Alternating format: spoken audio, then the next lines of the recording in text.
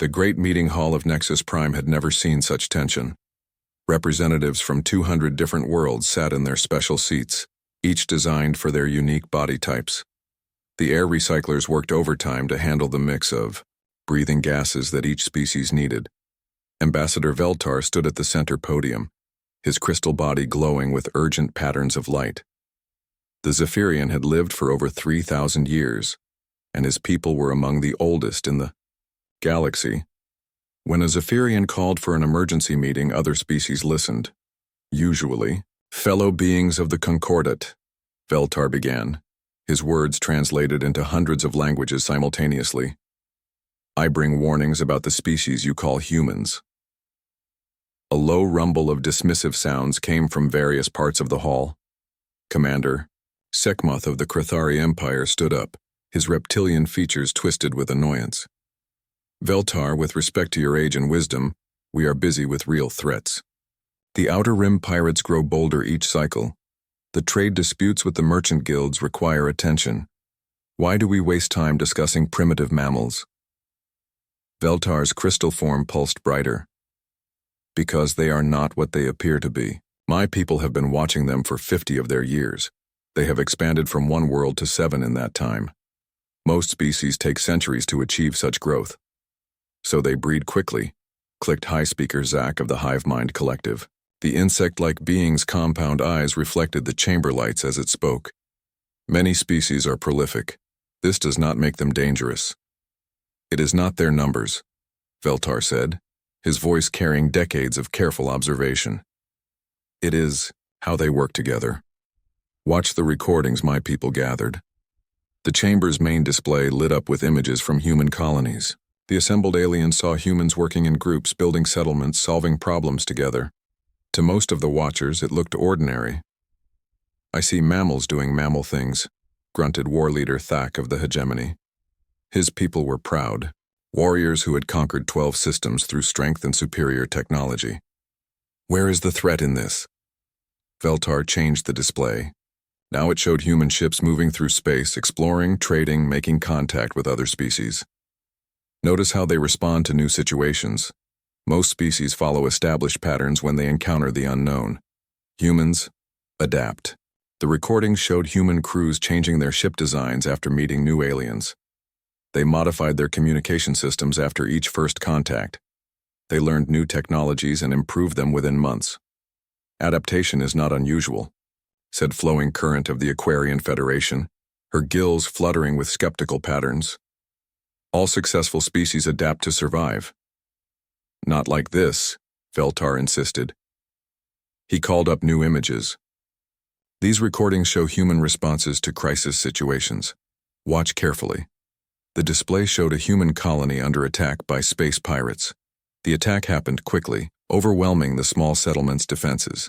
But what followed surprised the watching aliens. Within hours, every human settlement in the system had received the distress call. Ships began moving from all directions. Civilians took up weapons. Cargo vessels transformed into fighting ships. See how they coordinate, Veltar pointed out. No central command gave these orders. No government told them to respond. They simply did. Commander Sekhmoth laughed, a harsh sound. Instinctive pack behavior. Many primitive species show similar patterns. When threatened, they group together. This is basic survival instinct, not intelligence. But some in the chamber were paying closer attention. The ethereal collective, beings of pure energy who had witnessed the rise and fall of dozens of civilizations, pulsed with concerned patterns. Elder Wisp spoke in its whispered voice. The coordination shown here is unusual. Most species require time to organize such responses. These humans moved as if they had planned for this exact situation. Because they had, Veltar said urgently. Not the specific attack, but the concept of coordinated defense. Every human settlement has backup plans for supporting others. Every ship carries extra supplies for emergencies. Every civilian has basic military training. They prepare for cooperation the way other species prepare for war. Fleetmaster Corvin of the Wanderer clans nodded slowly. His nomadic people had encountered human vessels in deep space and been puzzled by their behavior. We have met their ships far from their territories. When we offered trade, they were generous. When we asked for navigation data, they shared freely. But something about them felt wrong. Not threatening exactly, but like we were missing something important. What you missed, Veltar explained, is that you were not meeting individuals. You were meeting representatives of their entire species. Every human ship that travels carries the knowledge and authority of their whole civilization. They do not need to contact their homeworlds for permission to make decisions. They think as one mind distributed across billions of bodies. The chamber erupted in disagreement. Species that had evolved from solitary hunters found this impossible to believe. Those that came from hive minds insisted that true collective consciousness required genetic similarity. Impossible, stated High Speaker Zach firmly. True hive coordination requires genetic unity. These humans show too much individual variation.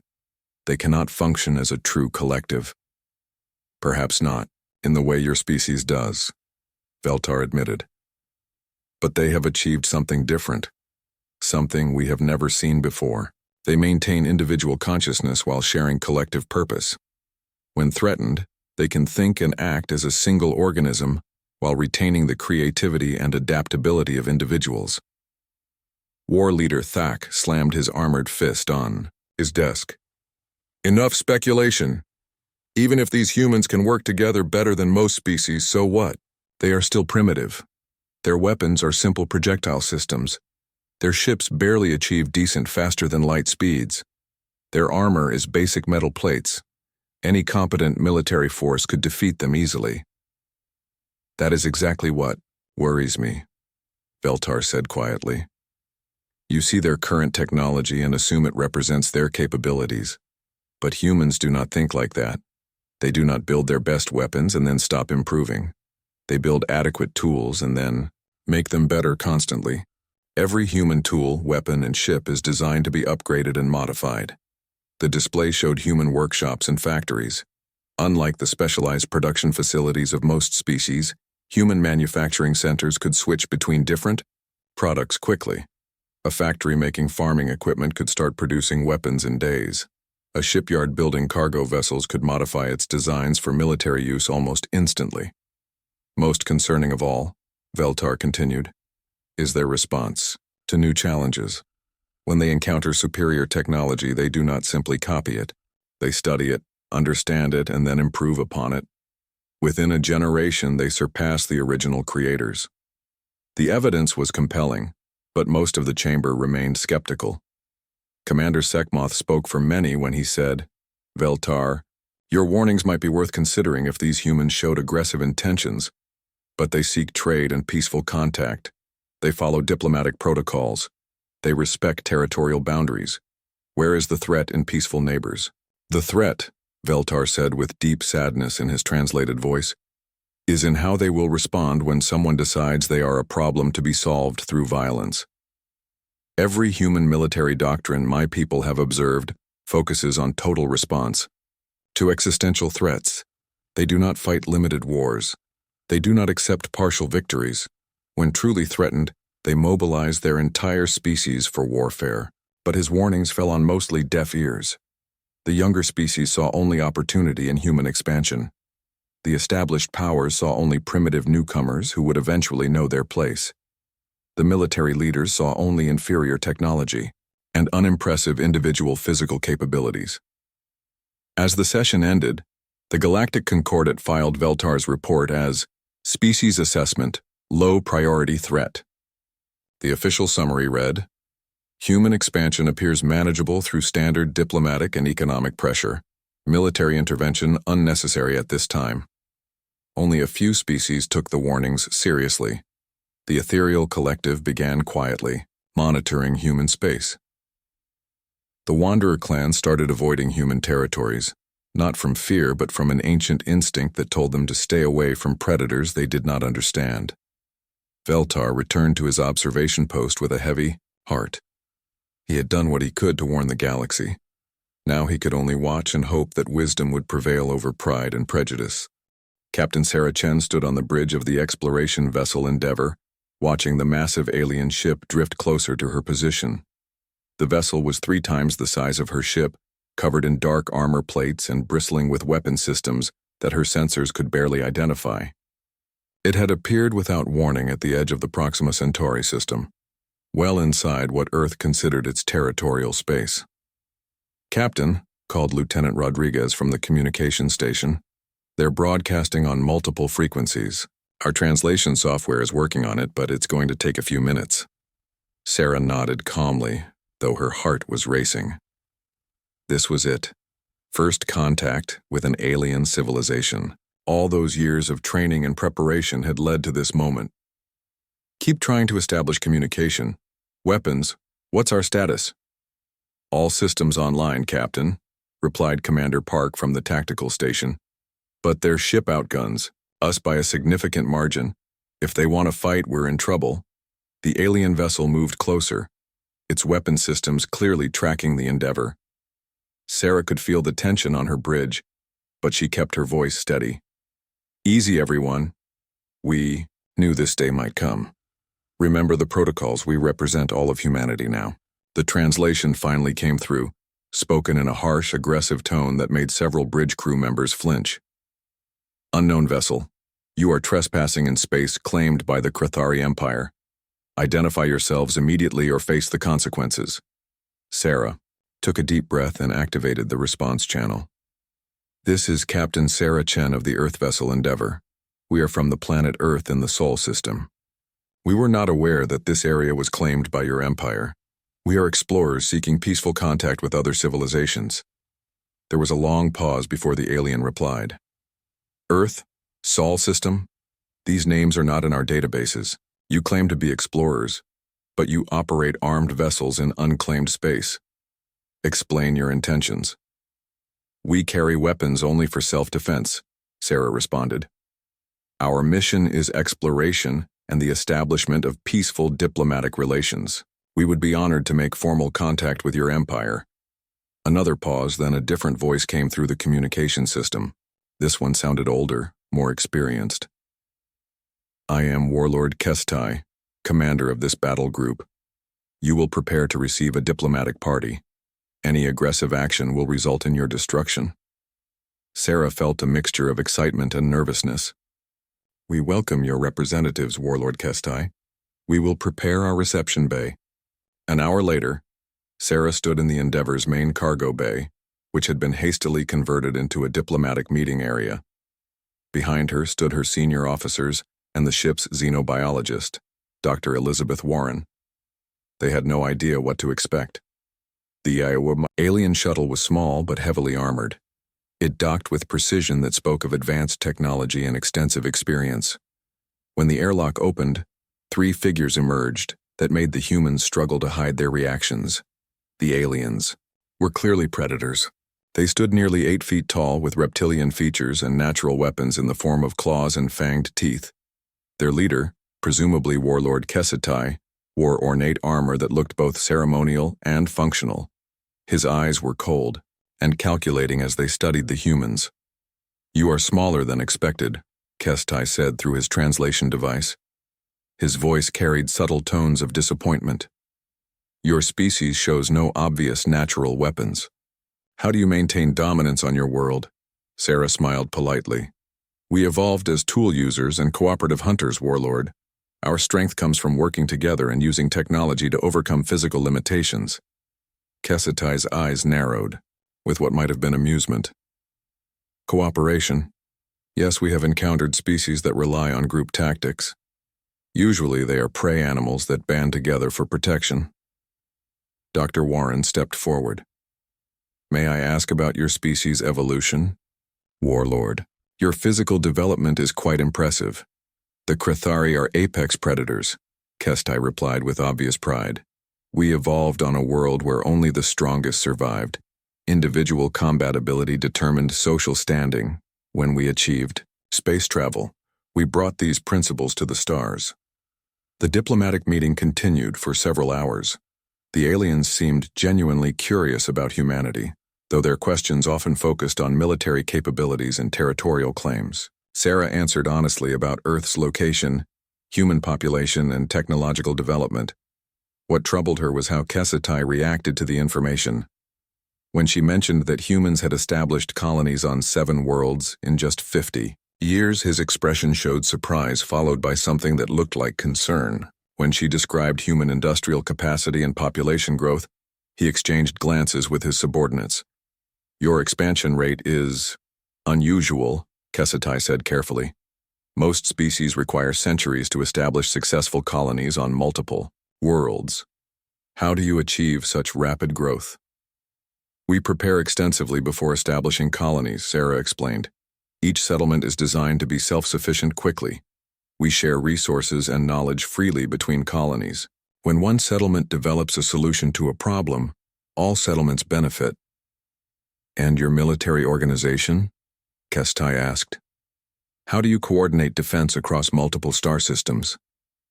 Sarah hesitated. The question seemed innocent enough, but something in the alien's tone suggested it was more than casual curiosity. "Each colony maintains its own defense forces, but they can support each other when needed. We believe in collective security." The meeting concluded with the exchange of star charts and basic cultural information. Kestai formally invited humanity to apply for membership in the Galactic Concordat, though his tone suggested this was standard procedure rather than enthusiastic welcome. As the alien shuttle departed, Sarah's senior staff gathered on the bridge to discuss the encounter. "What did you think of them?" Sarah asked Dr. Warren. "Fascinating," the xenobiologist replied. "Classic predator species, probably evolved from something like our large carnivorous reptiles. But I got the impression they were studying us as much as we were studying them." Commander Park looked troubled. "Did anyone else notice how they reacted when we talked about our expansion rate and colony coordination? They seemed worried." "I noticed that too," Sarah said thoughtfully. "We need to report this immediately to Earth Command. Something tells me this first contact is going to change everything." The transmission to Earth took several hours to reach its destination. When it arrived, it triggered a cascade of emergency meetings across the planet. The Global Unity Council convened an emergency session, bringing together leaders from every nation and major organization. Admiral Marcus Webb, head of the newly formed Terran Defense Force, reviewed the contact report. With growing concern, "They have superior technology, but their questions focused heavily on our military capabilities and expansion rate. That suggests they might see us as a potential threat." Dr. Elena Vasquez, Earth's leading expert on evolutionary biology, studied the recordings of the Krithari delegation. "Look at their physical development. They're clearly evolved from solitary apex predators. That type of evolution usually produces species that think in terms of individual dominance and territorial control." "What does that mean for us?" asked Secretary General Martinez, the head of the Global Unity Council. "It means they probably don't understand how we operate," Dr. Vasquez explained. "Predator species usually expand through conquest and individual achievement. They might not comprehend our cooperative approach to expansion and development." Admiral Webb pulled up strategic assessments on his display. "Our analysis of their ship's capabilities shows they have significant advantages in weapons and defensive systems. But their tactical responses during the encounter were very traditional: formation flying, hierarchical command structure, individual ship operations." "Are you saying they're predictable?" Martinez asked. "I'm saying they think like military traditionalists," Webb replied. "Overwhelming force, clear command chains, established battle tactics, that's not necessarily bad, but it is limiting." The Council spent hours debating humanity's response to this first contact. Some advocated for immediate defensive preparations. Others pushed for accelerated diplomatic efforts. In the end, they chose a middle path that would prove crucial in the coming months. "We pursue peaceful integration with the Galactic Concordat," Martinez announced as the final decision. "But we also quietly prepare for the possibility that diplomacy might fail. All colonies receive upgraded defensive capabilities. All civilian ships get emergency military conversion protocols. All industrial facilities develop contingency plans for wartime production." "What about our expansion plans?" asked the Colonial. "Development Director, we continue as planned," Martinez replied. But every new colony gets built with mutual defense in mind. Every settlement becomes part of our collective security network. As news of first contact spread across Earth and its colonies, humanity celebrated the achievement while quietly preparing for an uncertain future. They had no way of knowing that their measured response to contact would be misinterpreted by alien observers as evidence of weakness and limited ambition. In the days following the encounter, Captain Chen filed her detailed report. One line in particular would later prove prophetic. The aliens seemed to underestimate 2 years had passed since first contact, and humanity had settled into what seemed like a comfortable place in galactic society. Human diplomats worked in concordate stations throughout the galaxy. Human merchants traded goods and technology with dozens of species. Human colonies continued to expand, though now with proper documentation filed through concordate bureaucracy. Ambassador Maria Santos sat in her office on Nexus Prime, reviewing the latest reports from human territories. The numbers were impressive, even by human standards. 15 new colonies established in the past year. Industrial output from human space had increased by 40%. Human-designed improvements to standard concordate technology were being adopted by other species. "We're making good progress," she said to her aide, Lieutenant Commander Sarah Kim. "Most species seem to appreciate our contributions to galactic society." Sarah looked less optimistic as she scrolled through intelligence reports on her tablet. "Most species, yes, but some are getting concerned about our expansion rate. The Thal hegemony has been making complaints about human territorial claims." Maria sighed. The Thal were a warrior culture that had built their empire through conquest and intimidation. They measured success in terms of territory controlled and enemies defeated. Human success through cooperation and technological innovation seemed to confuse and irritate them. "What's their specific complaint?" Maria asked. "They claim we're expanding too quickly for a newcomer species. They say we haven't earned the right to claim so much territory." Sarah paused, reading from her tablet. Admiral Bractu gave a speech to the Thal War Council last week. He called humanity uppity mammals who don't know their place in the galactic order. Before Maria could respond, her communication system chimed with an urgent message. The display showed Captain David Park, the administrator of the human mining outpost in the Kepler system. "Ambassador Santos," Park said, his image slightly distorted by the long-range transmission. "We have a situation developing here. A Thal fleet has entered the system and is demanding we evacuate our mining operation." Maria felt a cold knot form in her stomach. "What's their justification?" "They claim the asteroid field is part of their traditional territory," Park replied, "but we filed proper claims with the Concordate 6 months ago. All the paperwork is in order." "I'll contact the Concordate Mediation Office immediately," Maria said. "In the meantime, follow standard protocols. Don't take any aggressive actions, but don't abandon your position either." The screen switched to show Admiral Bractu, the Thal commander.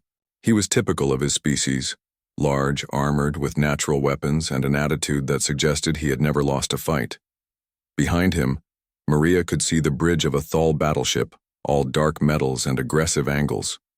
"Human female," Bractu said, his translator rendering his tone as condescending. "I am Admiral Bractu of the Hegemony's 3rd Battle Fleet. Your people have 72 standard hours to evacuate the Kepler asteroid field.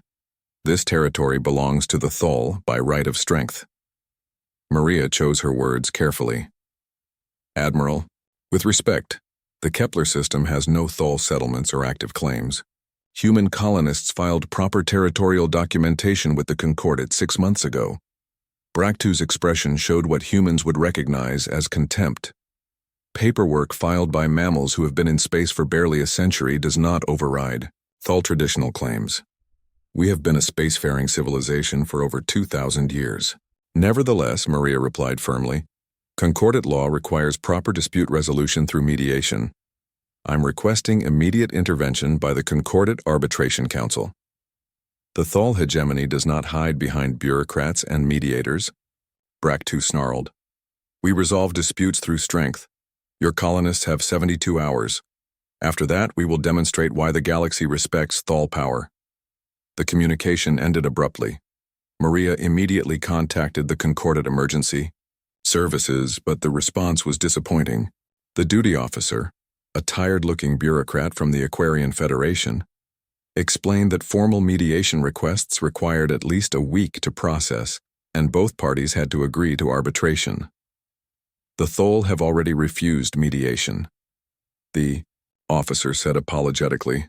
Without their consent, we cannot intervene in what they claim is a territorial dispute. Maria spent the next day trying every diplomatic channel she could think of. She contacted other human ambassadors throughout Concordat space. She reached out to species that had good relationships with humanity. She even tried to find intermediaries who might influence the Thole leadership. Nothing worked.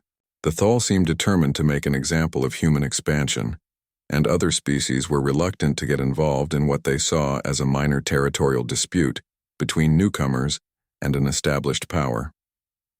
On the second day, Captain Park reported that the Thole fleet had grown to 12 ships, including several heavy battlecruisers. The human mining outpost had only basic defensive systems, enough to deter pirates but nothing that could stand against a military fleet. We could evacuate, Park told Maria during their daily communication. Most of my people are willing to leave if it means avoiding bloodshed. But this sets a bad precedent. If we back down here, every aggressive species in the galaxy will think they can push us around. Maria found herself facing an impossible choice. If she ordered an evacuation, humanity would be seen as weak and unwilling to defend its legitimate territorial claims. Other species would start making their own demands for human territories. But if she told Park to stand firm, she was essentially ordering 300 civilians to face a military fleet they couldn't possibly defeat. "What are your orders, Ambassador?" Park asked. Before Maria could answer, her aide Sarah burst into the office with urgent news. "Ambassador, we're receiving emergency transmissions from human territories throughout the sector. Something's happening." The main display showed a map of human space. Dozens of signals were lighting up across the network, not distress calls, but coordination signals. Every human colony, every human ship, every human installation was suddenly transmitting complex data streams to each other. "What is this?" Maria asked. Though part of her already knew the answer, Sarah's face was pale as she read the incoming data. "It's the network protocol. Every human settlement and ship is activating emergency coordination procedures. They're mobilizing." Maria had heard about the network protocol in classified briefings, but she had never seen it activated. It was a communication system built into every human vessel and settlement, designed to coordinate species-wide responses to existential threats. When activated, it allowed all of humanity to share information and coordinate actions in real time. "Who activated it?" Maria asked. "Unknown," Sarah replied. "The protocol triggers automatically when certain threat conditions are met, but usually it requires authorization from Earth Command." On the display, Maria watched as the signals spread through human space like neurons firing in a vast brain. Merchant ships began changing course. Civilian transport started moving toward rally points. Industrial facilities began shifting production to emergency protocols. Her communication system chimed again. This time it was Captain Chen, now Admiral Chen, commander of Earth's newest battleship, the Retribution. "Ambassador Santos," Chen said, her expression calm but determined. "I'm sure you're aware that Protocol 7 has been activated. My fleet is currently 48 hours from the Kepler system. We'll be there before the Thole deadline expires." "Admiral," Maria said carefully, "how large is your fleet?" Chen's expression didn't change.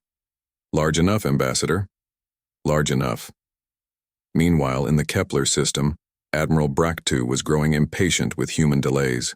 His intelligence officers had detected the unusual communication patterns coming from human space, but they interpreted them as signs of panic and confusion.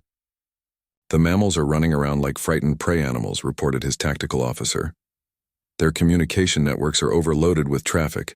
They're probably trying to organize some kind of evacuation fleet." Braktu felt satisfied. This was exactly the kind of response he expected from a weak species facing superior force. "Good. When they see our strength, they'll understand the natural order of things. Other species will learn from this example." But his satisfaction began to fade as his long-range sensors detected something unexpected. Ships were converging on the Kepler system from all directions. Not just military vessels, but merchant ships, exploration vessels, even civilian transports. And they were coming, in numbers that seemed impossible. "How many ships are approaching?" Braktu asked his sensor operator. "Current count is over 200, Admiral. And more are arriving every hour." Braktu stared at the tactical display in disbelief. No single species could mobilize that many ships so quickly. It had taken him weeks to assemble his 12-ship battle fleet, and that was considered an impressive response time by Thal standards. "Are you certain these readings are accurate?" he demanded. "Yes, Admiral. And something else. Many of these ships are not standard configurations. They appear to be civilian vessels that have been modified for military use." For the first time since the crisis began, Admiral Braktu stared at his tactical display with growing disbelief. The 72-hour deadline had passed, and instead of an evacuation fleet, he faced something no Thal commander had ever encountered: a human armada of over 300 ships surrounding the Kepler asteroid field. "This is impossible," muttered his tactical officer, Lieutenant Kesavor. "No species can mobilize this many vessels in 3 days. Our intelligence report said humans had maybe 50 ships total in their entire fleet." Braktu's confidence wavered for a moment, but his warrior pride quickly reasserted itself. Numbers mean nothing without proper weapons and training. These are mostly civilian vessels, merchants and explorers playing at being warriors. But even as he spoke, his sensors were telling a different story. The human ships were not behaving like a hastily assembled civilian fleet. They moved in coordinated patterns that spoke of careful planning and extensive practice. Merchant vessels had been modified with weapon systems. Exploration ships bristled with electronic warfare equipment. Even the small civilian transports seemed to have specific roles in the overall formation. Admiral Chen's voice came through the communication system, broadcast on all frequencies. "Admiral Braktu, this is Admiral Sarah Chen of the Terran Defense Force. You have committed an act of unprovoked aggression against human civilians by threatening a legitimate settlement. You will surrender your fleet and submit to trial for war crimes or face the consequences." Braktu's response was immediate and predictable. "Human female, you command a rabble of converted cargo ships against the third battle fleet of the Thal hegemony.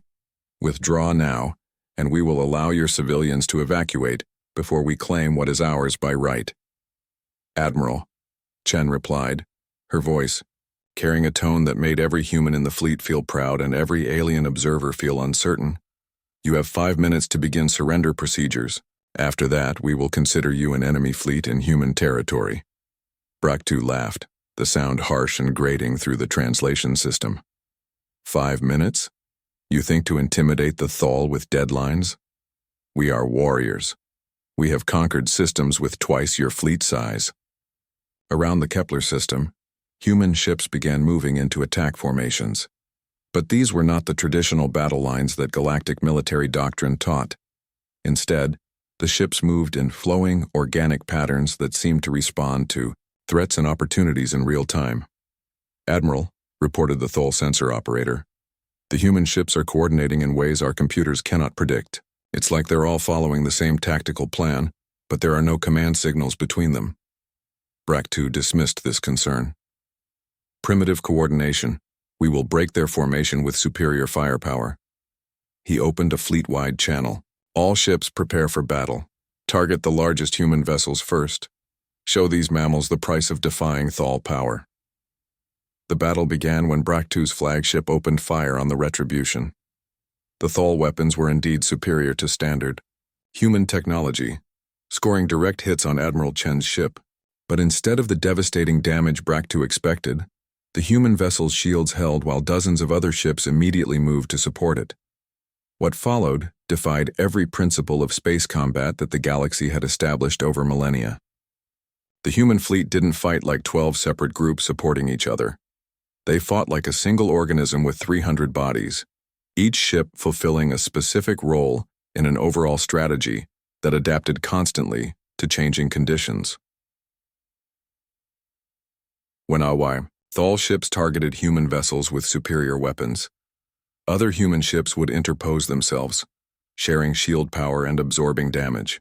When the Thal tried to break human formations with concentrated fire, the formations simply flowed around the attacks like water around stones.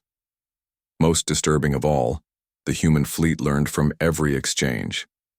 Ships that took damage in the first minutes of battle returned to the fight with modifications that countered the exact weapons that had hurt them. Their tactics evolved in real time, as if the entire fleet shared a single military mind. "How are they coordinating like this?" demanded Braktu as his formation began to fall apart. "There are no command signals, no central control." His tactical officer, now sweating despite the ship's climate control, reported the impossible. "Admiral, they appear to be using some kind of distributed intelligence system. Each ship is making independent decisions, but they're all working toward the same strategic goals." The Thal fleet, for all its individual superiority, fought as 12 separate ships following traditional tactics. The human fleet fought as a single entity that could think, adapt, and coordinate faster than any traditional military command structure. When the Thal tried to use their speed advantage to separate human ships from the main fleet, they found themselves facing coordinated ambushes from vessels that had anticipated their movements. When they concentrated their firepower to break human formations, the formations simply reformed around the attacks while other elements struck at exposed Thal vessels. The battle that the galaxy would remember as the 72-hour war actually lasted only 6 hours.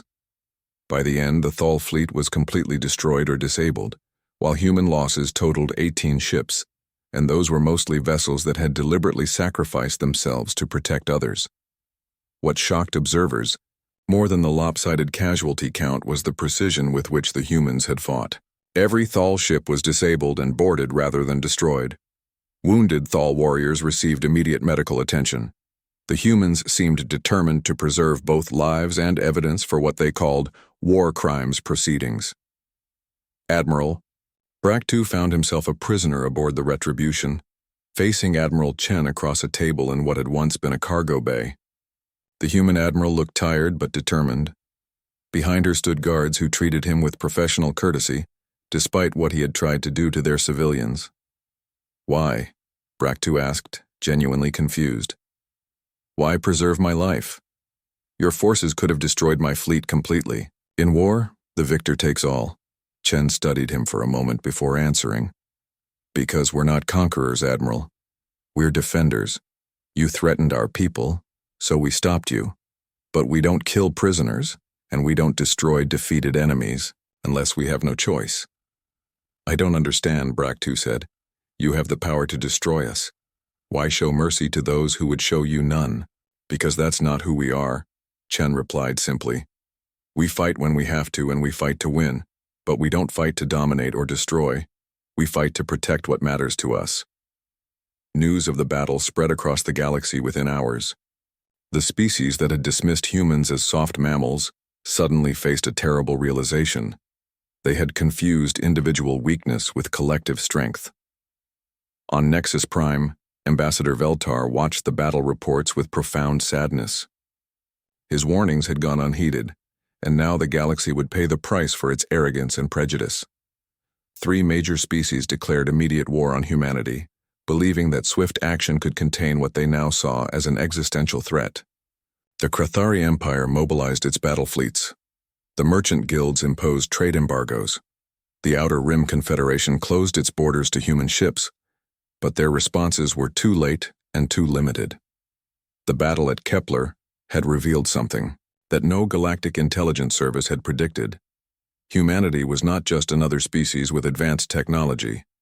They were a fundamentally different kind of organism, one that could transform from peaceful traders to a coordinated war machine, faster than most species could mobilize a single fleet.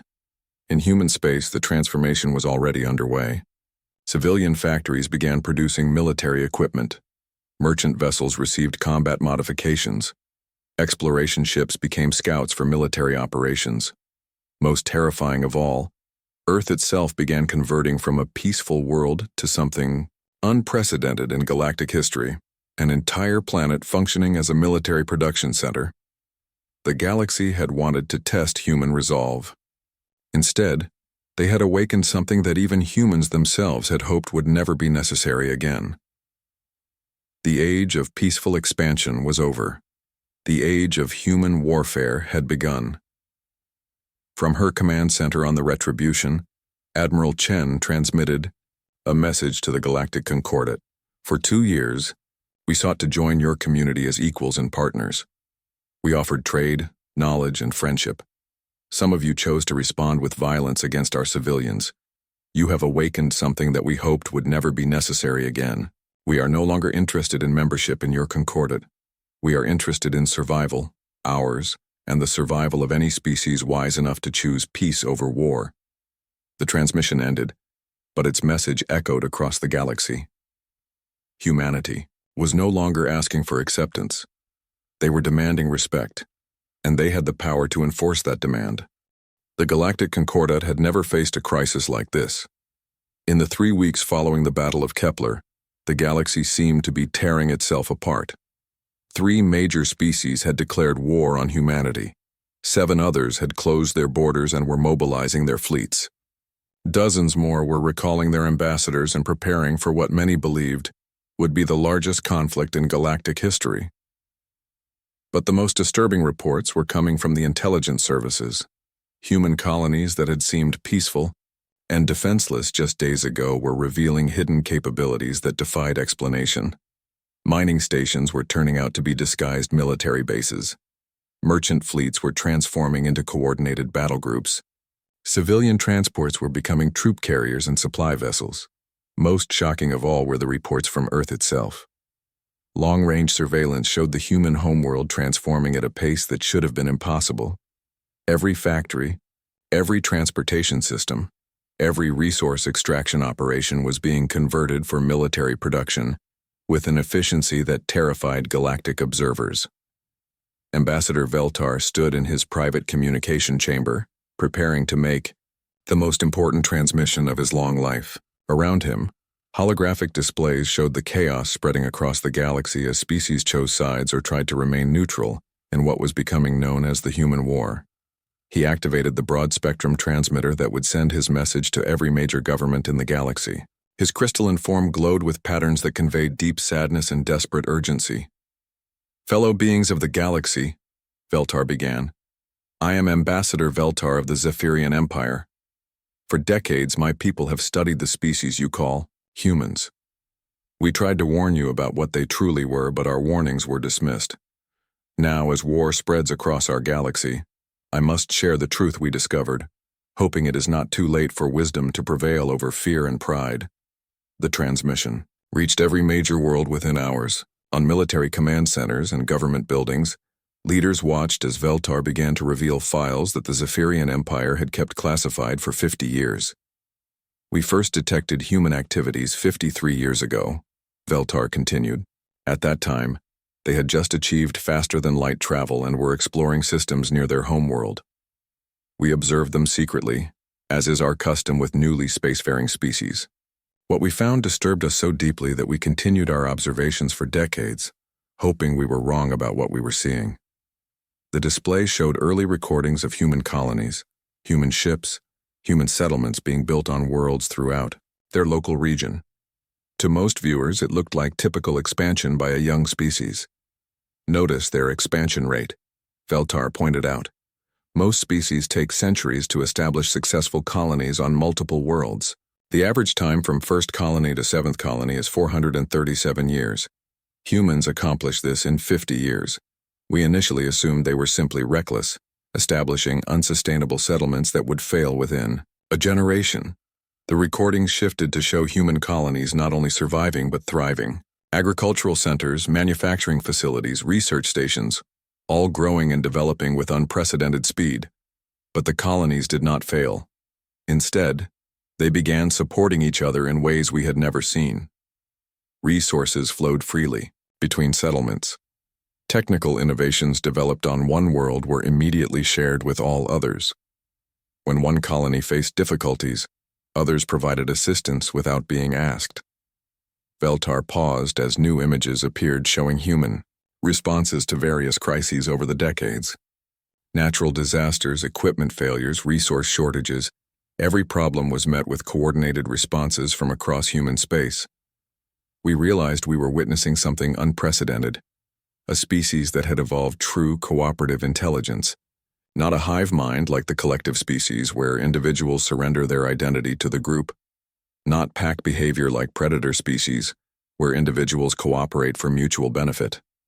Humans had somehow developed the ability to maintain individual consciousness while sharing collective purpose. The recordings shifted to show human military responses to pirate attacks and natural disasters. Intelligence officers across the galaxy watched in growing unease as they saw the same coordination patterns that had been displayed at Kepler, but on a smaller scale and over many years. Every human settlement, every human ship, every human installation was connected to what they call the network protocol. This system allows them to share information and coordinate responses across their entire species in real time. When threatened, they do not simply call for help.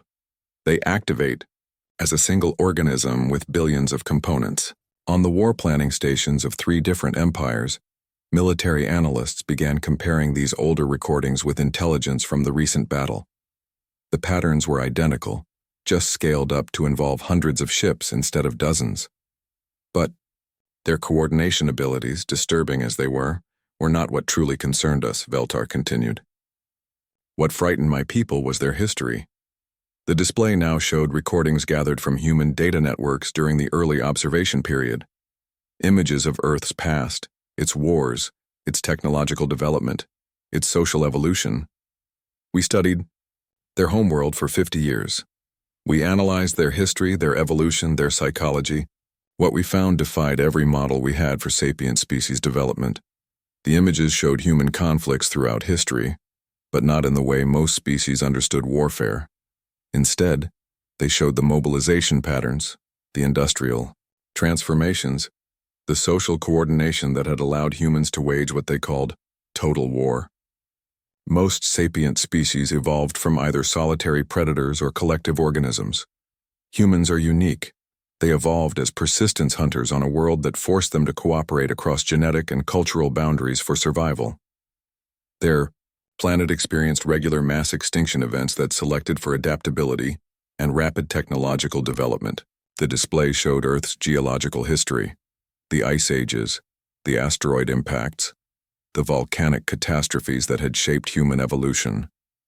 Intelligence analysts began to understand why humans seemed so comfortable with rapid change and crisis response.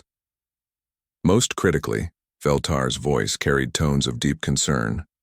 They evolved a form of species-wide coordination that activates under existential threat. What they call total war mobilization is not simply military organization, it is the transformation of their entire civilization into a single purpose-driven organism. The recordings now showed human responses to their world wars, the industrial transformations, the social changes, the technological advances that had allowed them to mobilize entire continents for warfare. In their largest conflicts, humans demonstrated the ability to convert their entire global civilization from peaceful production to military manufacturing in a matter of months. Civilian populations became military support networks. Industrial facilities transformed to produce weapons instead of consumer goods. Scientific research focused on military applications. They became a planet-sized war machine. The final recordings showed more recent data, human space activities, their colonial development, their industrial capacity spread across multiple worlds. And now they have that same capability spread across 15 worlds, with industrial capacity that exceeds anything we have seen from a species of their age. If threatened with extinction, they can mobilize resources and coordinate responses on a scale that the galaxy has never witnessed. The transmission paused as Veltar's form dimmed with what viewers recognized as profound sadness. We called it the human paradox. Individually, they are physically weaker than most sapient species. They have no natural weapons, limited sensory capabilities, and short lifespans. But collectively, they may be the most dangerous force evolution has ever produced. They can transform from peaceful traders to a species-wide war machine faster than most of us can mobilize a single fleet. As if to confirm his words, Intelligence reports began flooding in from across the galaxy. Human merchant ships were disappearing from trade routes, returning to human space for unknown purposes. Human diplomatic missions were evacuating non-essential personnel. Human colonies were activating defensive systems that they had somehow managed to hide from galactic intelligence services. Most disturbing of all, long-range sensors showed massive construction projects beginning on every human world. Industrial capacity that had been used for peaceful trade goods was being converted to military production with terrifying efficiency. The species that declared war on humanity believe they can defeat them through superior technology and traditional military tactics, Veltar continued. They are making the same mistake we all made, judging humans by individual capabilities rather than collective potential. A human soldier may be weaker than a Krathari warrior, but a human fleet fights as a single organism with hundreds of coordinated components. The transmission included tactical analysis of the Kepler battle, breaking down the coordination patterns and response times that had allowed humans to defeat a superior fleet through pure teamwork. Thank you for watching, and comment for next part.